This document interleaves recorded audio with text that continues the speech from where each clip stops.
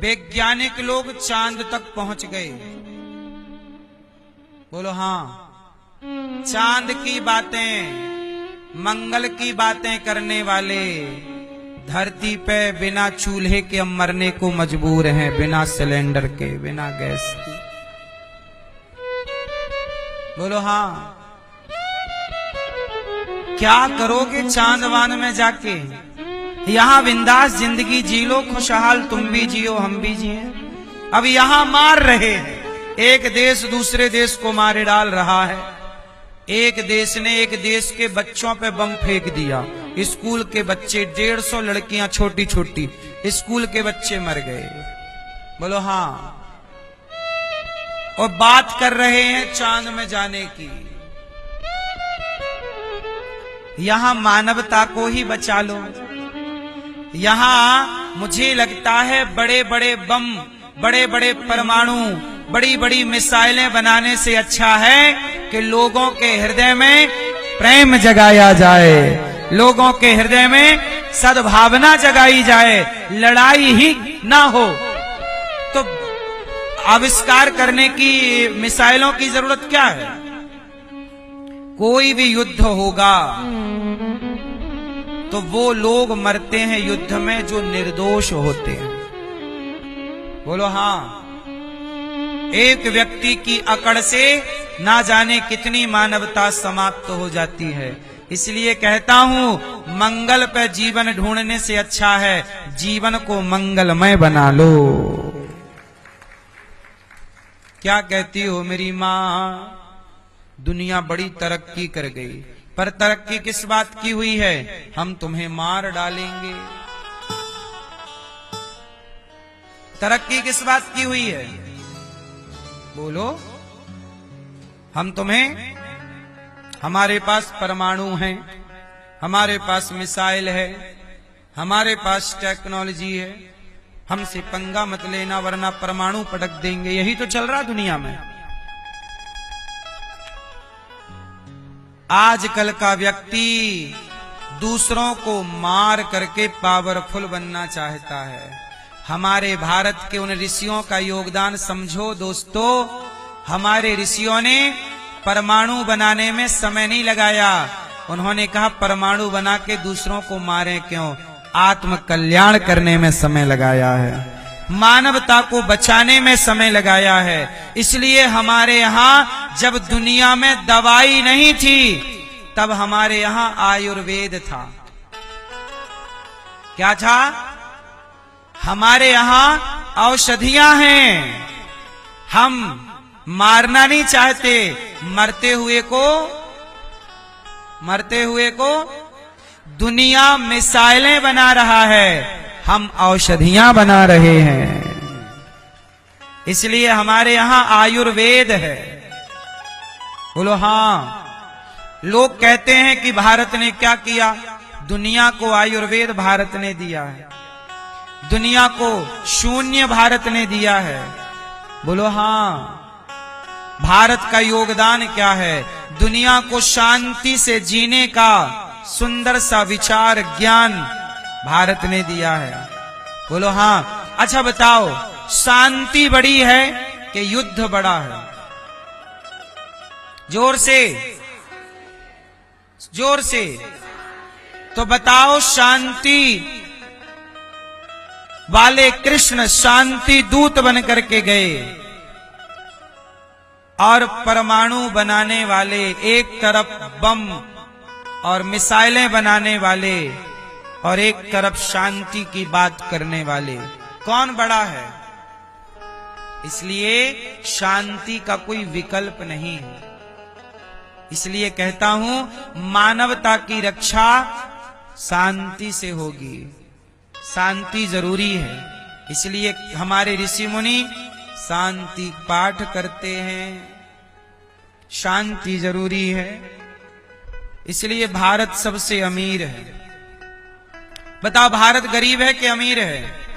हैं? अमीर है गरीब है?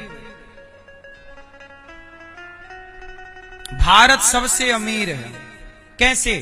लोग कहते हैं अमेरिका बड़ा आदमी है। अमेरिका बड़ा नहीं है साहब, अमेरिका में एक केला 90 रुपए का है।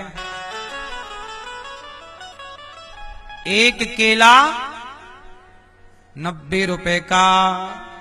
बोलो हाँ, $1 का एक केला। बोलो हाँ। और भारत में 90 रुपए के इतने केले आ जाएंगे। बोलो हाँ, भारत बहुत सस्ता है। अमेरिका में कोई भी किसी के घर में नौकर नहीं है।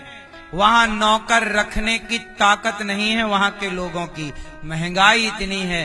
भारत में एक घर में 4-4 लोग हैं। अब बताओ अमीर कौन?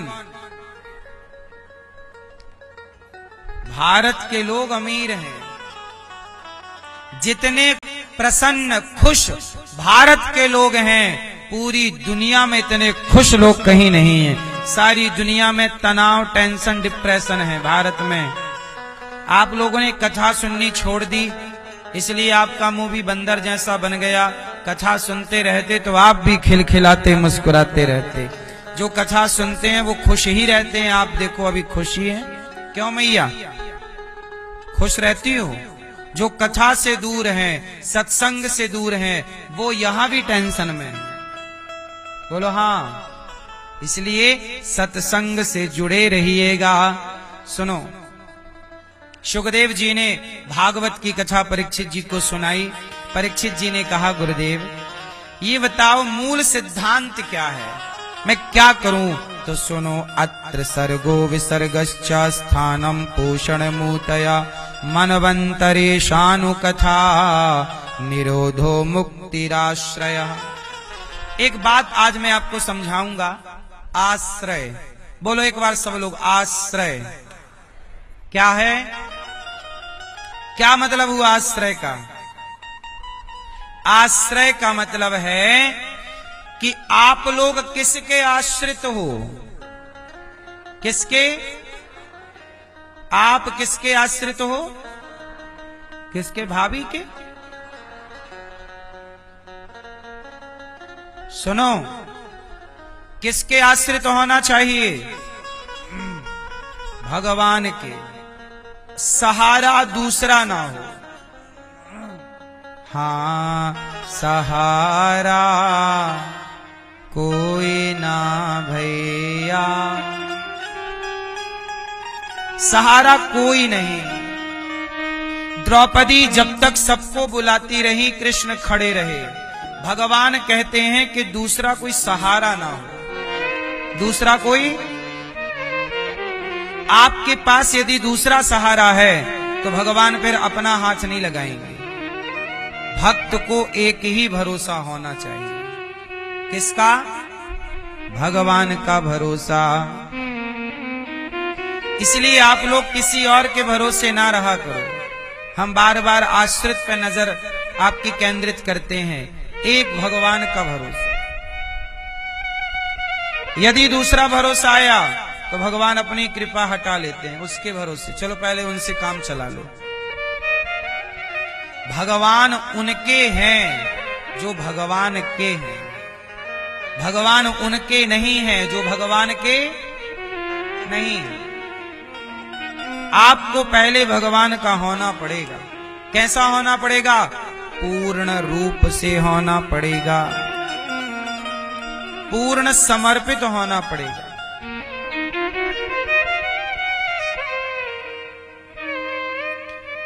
जैसे विदुर जी को घर से दुर्योधन ने निकाल दिया था, क्योंकि विदुर जी सही बात बोलते। दुर्योधन तू गलत कर रहा, दुर्योधन तू गलत। तो दुर्योधन को बड़ा बुरा लगे। ये चाचा तो बस टोका टोकी दिन भर टोकते रहे। चलो, घर से निकाल दिया विदुर जी को। विदुर और विदुरानी घर से निकल गए और जंगल में जाके प्रेम से कृष्ण का ध्यान, कृष्ण का चिंतन करने लग गए। मैया, जब दुर्योधन जैसी बुराई धरती पर बढ़ने लगती है तब कोई कुछ नहीं कर पाता। उस बुराई को नष्ट करने के लिए ही भगवान आते हैं और किसी अर्जुन को तैयार करके किसी अर्जुन के द्वारा उस बुराई को समाप्त कराते हैं। इसलिए ये पूरा संसार, इनकी पूरे जगत की चिंता भगवान की है। हम और आप तो केवल कठपुतली हैं। आप लोगों ने पिक्चर देखी है, मूवी में एक कहानी होती है।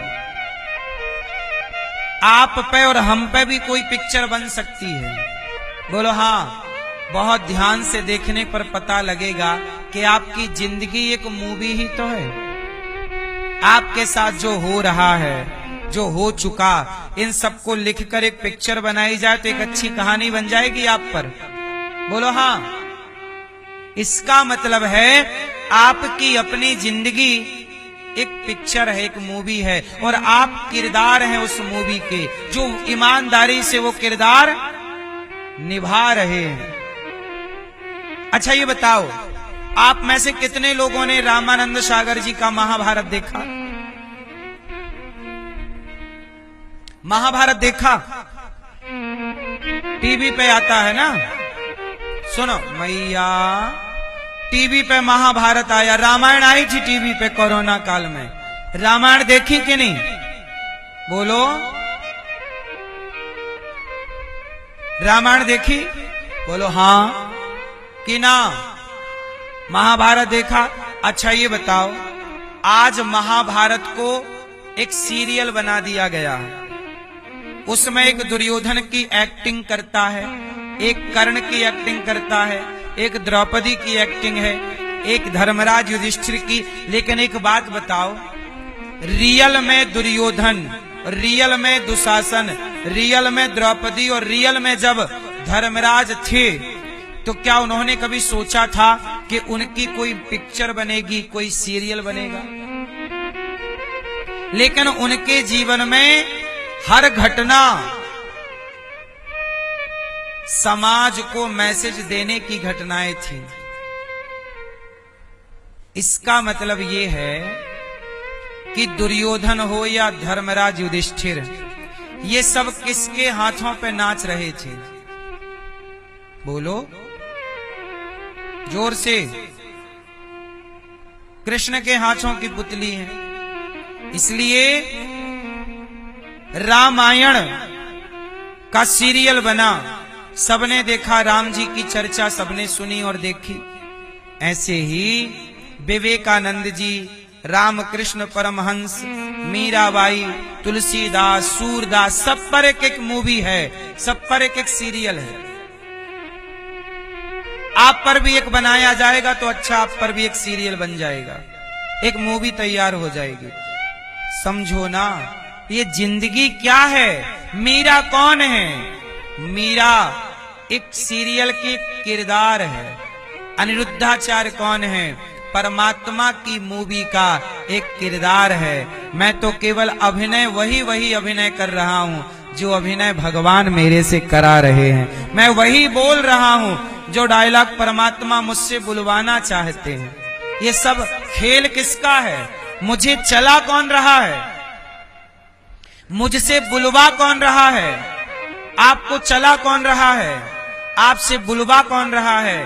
तो बताइए, आप अपनी मर्जी से बोल रहे हैं कि ईश्वर का?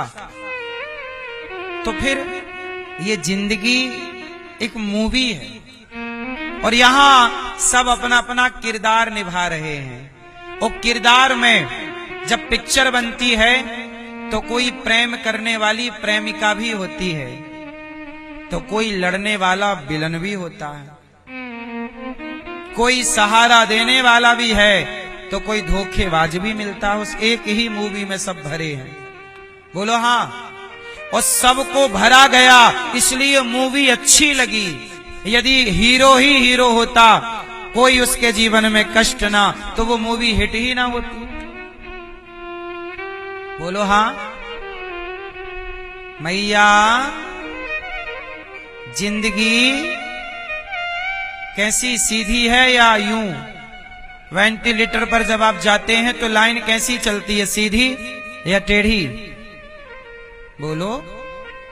सीधी हो गई मतलब आप मर गए, और ऐसी चल रही है मतलब जीवन कब है जब उतार चढ़ाव है मतलब जीवन है, सुख दुख है मतलब जीवन है, और सुख दुख समाप्त हो जाए, उतार चढ़ाव समाप्त हो जाए तो वो मरा हुआ है।